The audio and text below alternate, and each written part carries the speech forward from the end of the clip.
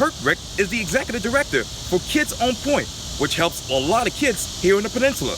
Today, she tells me why she's running for the Charleston County School Board to represent District 20 in this edition of Quintin's Close-Ups. And if you haven't already, subscribe to my YouTube channel and like Quintin's Close-Ups on Facebook. Lauren Hertrick, welcome to Quintin's Close-Ups. Thank you so much for having me. It's a pleasure to speak with you this morning. I appreciate it greatly. And I'm bringing you the award-winning Quintin's Close-Ups to talk about, obviously, your run for the Charleston County School Board, in which you hope to represent the constituents of District 20. And I understand, too, you are the executive director of Kids on Point. Let me ask you bluntly, what qualifies you for the Charleston County School Board? Yeah, I just want to go in and give you a little background on myself. I'm from a rural town in Georgia, went to Georgia Southern, received my public health degree, moved to Charleston and did some outreach with a local HIV/AIDS clinic here and really fell in love with outreach. Ended up meeting the founder of Kids on Point roughly 7 years ago and fell in love with the model. So what I really love about Kids on Point is that we start with students in the 3rd and 4th grade. We follow them through late elementary, middle, high school, and then post-secondary, whether that's a college or degree, or a college or a career. So I've been deeply involved in education. Really, the overall mission of Kids on Point is the depth of those relationships with our families and kids. We've worked deeply within the school system over the last, really, Kids on Point is going on 11 years. We were supposed to have our 10th year anniversary this year, but COVID threw a little kink in those plans. So we partner with the College of Charleston. We provide after school and summer programming for students attending Title I schools, and we do work with some charter schools here locally. So I've been deeply involved in education, and I've seen the resource disparities throughout our county, and that's something that I really want to address as a school board member. As a matter of fact, let me ask you this. What defines a school board?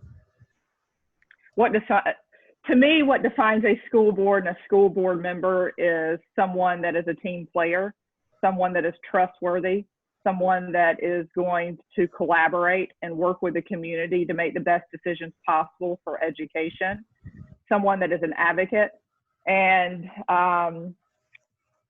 really just invested in the families and students and making sure that parents are empowered to make the decision that is best for their students' education.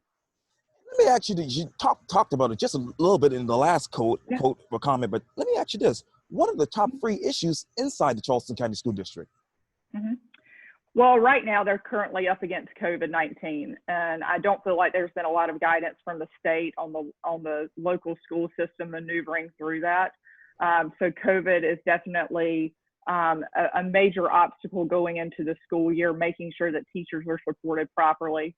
I believe that staff retention is a big issue with CCSD as a whole. And I think that the divisiveness and lack of trust within the community with the school system is a big problem. And let me ask you this, since you're running for the District 20 area, what are the top 3 schools in the Charleston area, and what are the 3 underperforming schools in District 20? Right. So Youth Academy is classified as one of the highest performing schools downtown. And then the acceleration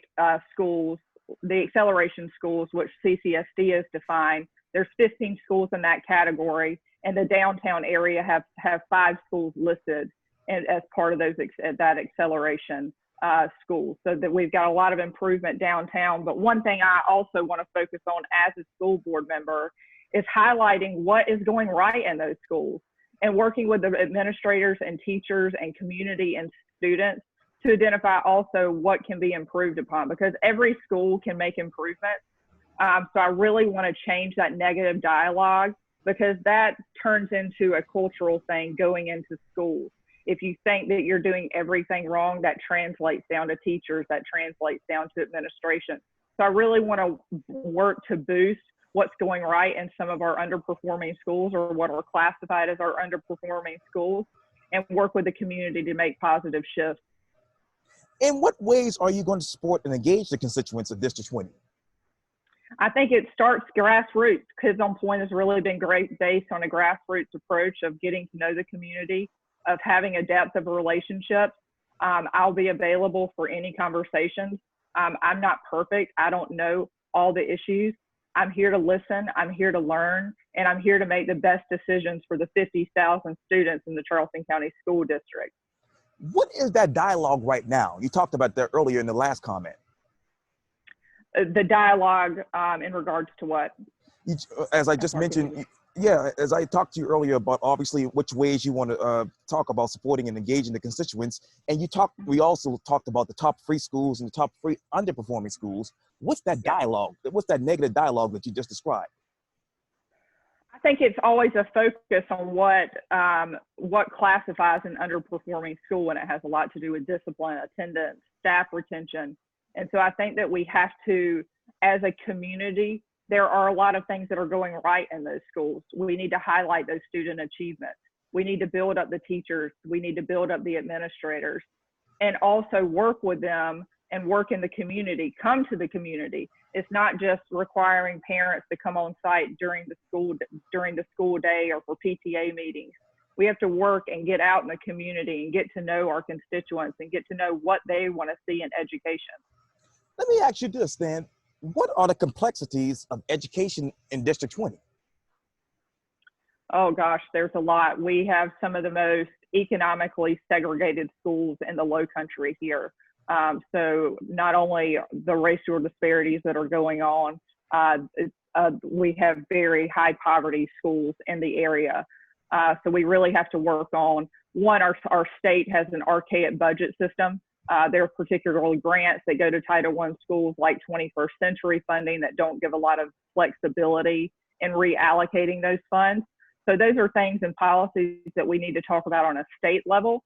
But I think some things that we can do locally is that we can offer more extensive pre-K programs. There's only 13 Head Start programs throughout the district, and we have more than 80 schools in our district and more than 50,000 students. So we have to make sure that our students are getting that boost early on.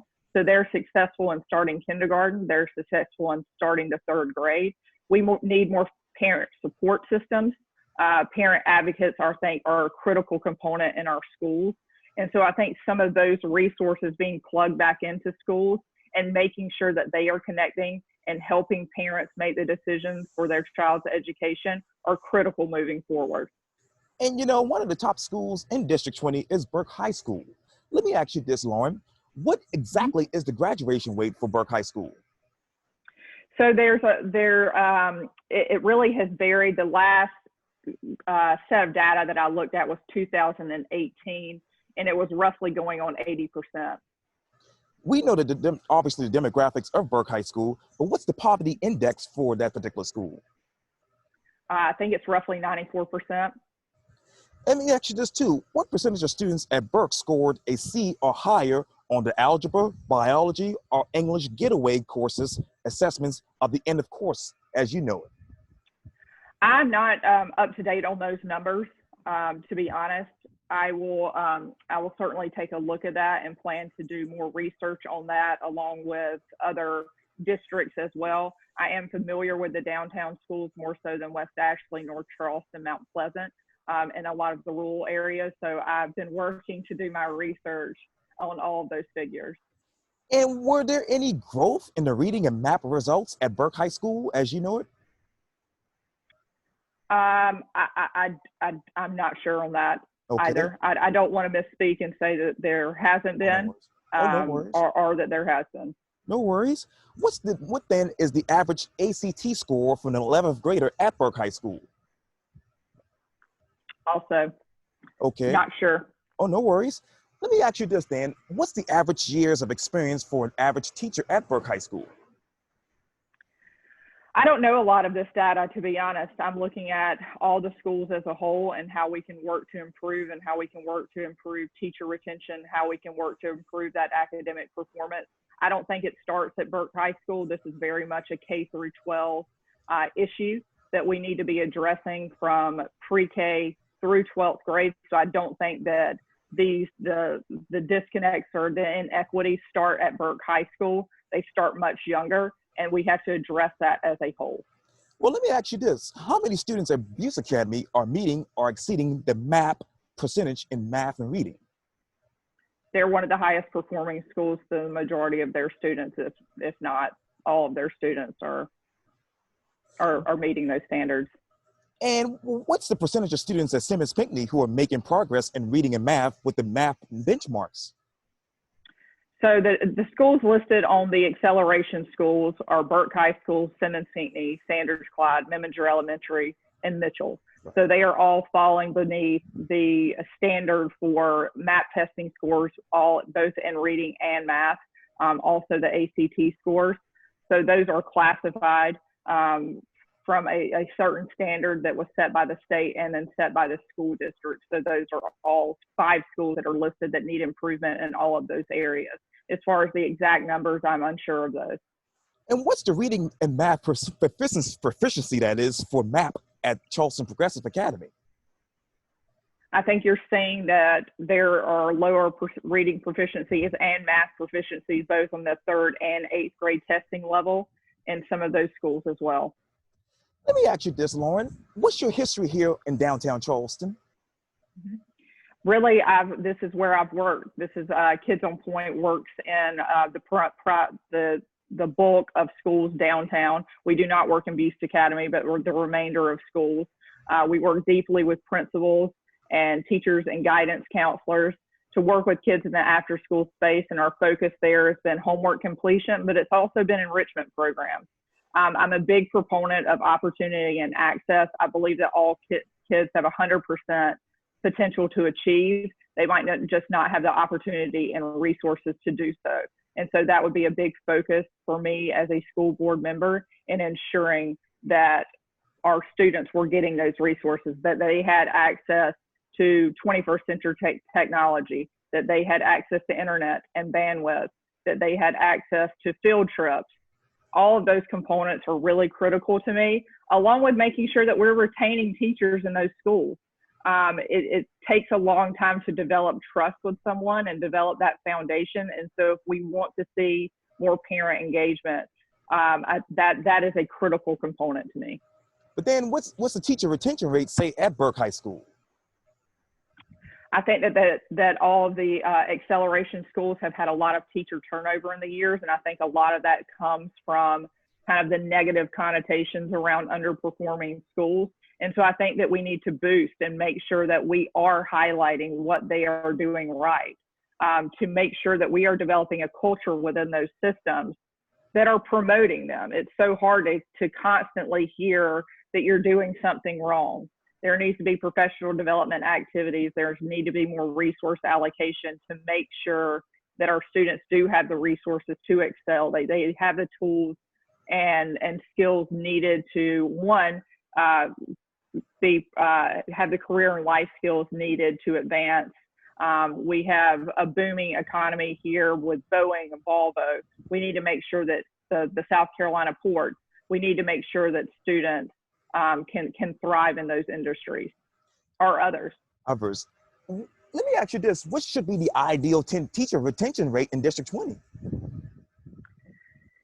I mean, I'd ultimately like to see that we're seeing 100% teacher retention, that we're incentivizing teachers to stay in schools and to work with students. I'm sure that you can say the same. I've had teachers throughout my experience in K through 12 that have had great impacts on my life. They might not know that they've had those impacts on my life, but they were able to work with me individually. I didn't necessarily learn math the same way that other students did, but I had 2 teachers specifically that I remember that would sit down with me and work to make sure that I understood how to do those math problems. And although it was in a different way, that they invested that time in me. And I want to see that students have that invested time. And I know earlier, actually, what's your history with the Peninsula? Personally, what is your history here in downtown Charleston? Mm-hmm. Really, all my work has been focused here. I'm very passionate about the public school system here, and I want to see that our educational system thrive. That is the key to the future for our kids. I think that's the key to breaking down a lot of the systemic racism and throughout not only our education system, but our healthcare system, our prison systems, that we have to really address education on a very high level to make sure that we are working together as a community to open up those resources and access. Well, let me ask you this. How much time have you spent on, say, America Street, Harris Street, Line Street, Always Street, or Rosemount? I spend a lot of time in the areas. I've been to a majority of schools that we serve. The only school that I have not personally visited is CDA, Charleston Development Academy, but I've been in all the schools. We work very closely with principals and teachers and guidance counselors. One of my favorite activities with Kids on Point is to drive the bus, because you get to know the kids in such a deep way. So it really is about that individual connection. It's about those relationships. And I like to spend time where I live in the West Side here locally. So, I mean, we are constantly interacting with our kids. It's very much a family unit. And we've actually been delivering Camp in the Box to all of our students. So they're interactive educational activities. And so we've been delivering those every 2 weeks. The next delivery goes out on Friday. So we really try and stay very close with our families and students. And you talk about getting to know the kids. Have you gotten to know the parents, say on Alway Street, Lime Street, Harris Street? Most of those people and those parents are living next to Sanders Supply Elementary or Mitchell Elementary or Burke High School. I want to know my neighbors. So yes, I do my best to get to know our parents, no matter what zip code people are living in, no matter what the situation. I really try and get on the ground to understand what is going on. And I know that you spent some time here on the peninsula. What powerful leaders here in this town have you spent, particularly here in the downtown Charleston? What leaders here in the peninsula have a relationship with? I'll speak on behalf of what I do with Kids on Point. I'm a huge believer in collaboration and partnerships. I don't think that people can do things in silos. Kids on Point is certainly doesn't have the ability to develop STEM curriculum, but there are certain groups that do. So we work very closely with the College of Charleston. That's where we're based out of. They provide our classroom spaces, our office spaces. So that's where kids are bused every afternoon for the after-school program. So we work very closely with their leaders. We work with the City of Charleston Parks and Rec Department, Laurie Yarbrough. Oh, yeah. They do a lot of sporting activities. It's really about that exposure piece, and I'm open to working with any groups, any leaders throughout our community to make sure that our students have access to those things. And so that has been a huge primary focus for me. Have you been in contact with somebody, say, since AJ Davis or Tony Lewis or anybody like that, any of these notable leaders on the peninsula? Yep. I have not spoken to AJ since I decided to run, but AJ and I work together at Burke. We do a lot of our summer signups there that AJ helps me facilitate. I work with Eric Jackson from R3 Inc. So we really integrate in with different groups, the school system, Jason Saccharin, and making sure that we're aligning with not necessarily aligning, but supporting what he's doing in the after school space. And with COVID, that's been even more evident. We've been able to get together with a lot of nonprofit and community leaders to make sure that we were going to partner and support kids together. And let me ask you this, Ms. Lauren, what do you bring to the table for families who are living on Lime Street who are really struggling these days? I think it's getting to know them. It's developing those relationships. It's talking to them about what they want to see with their child's education. Education is not a one-shoe-fits-all approach, and we have to think out of the box. So what students at Sanders Clyde needs are very different than what students at Memminger need. And so we have to start deeply understanding what our administration need, what our teachers need, and what our students need. Also, every child is not the same. Some students might be really focused on arts, others might be really focused on sports. Reading your background of how you were exposed to the media early on. And I saw that you led the Burke media team.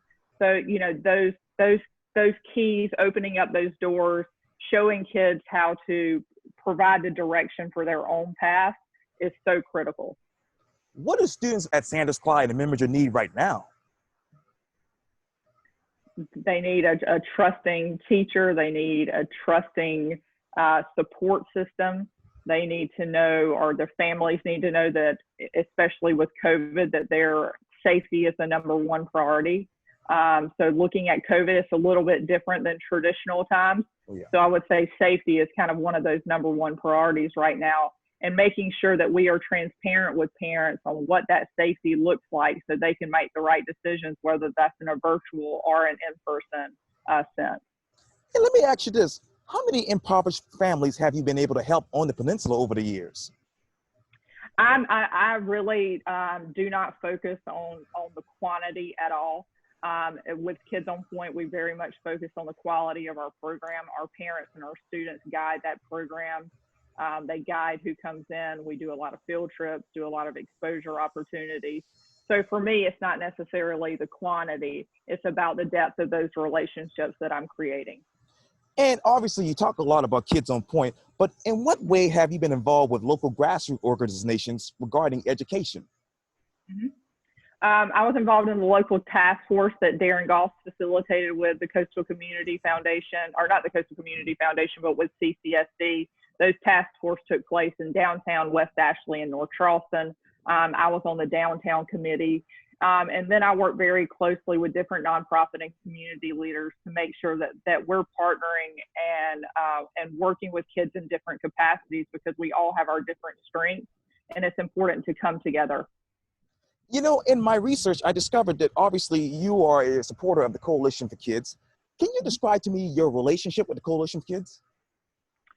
Josh Bell has been a friend for a long time. I've known him prior to taking on the director role for Charleston Coalition for Kids. There's many endorsement organizations throughout the city, and I'm coming in and I've been explaining to you today my passion for education and what I can bring to the school district, and that's what I'll bring. I believe that the coalition is working to promote the improvement of education here. So whether it's the coalition, the Post and Courier, the Chamber of Commerce, I would welcome any of those conversations as I continue through this race. Would you welcome any sort of support or endorsement from the coalition? I would. I believe that they are working to improve education. I don't think that they have ulterior motives. I think Josh and that team is coming from a very pure and honest approach to working with different groups as well and collaborating. And I think that they want to see that the school board is doing that as well. Now, let me ask you this too. This might be a little tough question, but how do you think the voting will look with Coalition for Kids backed members on the school board? I don't know. It's an interesting election. There's 5 open seats. You have 3 incumbents that are running, Kevin Hollenshed, Chris Collins, and Chris Frazier. They're obviously very, very well known on the Charleston County School Board. So I don't know the impact that the coalition will have on the race. Okay. And what exactly will you do on day one if you become a school board member for District 20? I think the mission critical items are incredibly important. I think listening and learning. Obviously, these conversations have been going on within the school board for many, many years. So I think it's getting caught up. It's making sure that I understand the different aspects of what goes into the vote, from the budget to the different concerns of administrators. But one thing that I will do, and one thing that I really pride myself on, is my transparency. So I'm going to communicate what I believe in during the process of this race. And I'm not going to vote differently. I'm going to be transparent when votes come up of why people are leaning in a certain direction, what this means for students. And that's what I'm dedicated to doing. Lauren Hertwig. I think I pronounced it wrong again. I'm sorry. No, it was, you got it. Can I ask you a question before we get off? Go for it. So you grew up downtown. You graduated from Burke High School. You've been very, very deeply involved with a lot of leaders in this community. What are you wanting to see from education? I can't make that decision. I have to be very neutral and just ask the tough questions. But it's up to the voters. It's up to the voters, really. Okay. Yes, ma'am. Yes, ma'am. Thank you for your time on Quintin's Close-Ups, by the way. Thank you for your time. I really appreciate it and do hope to meet you in person. So thanks for all you do. You're welcome. Anytime.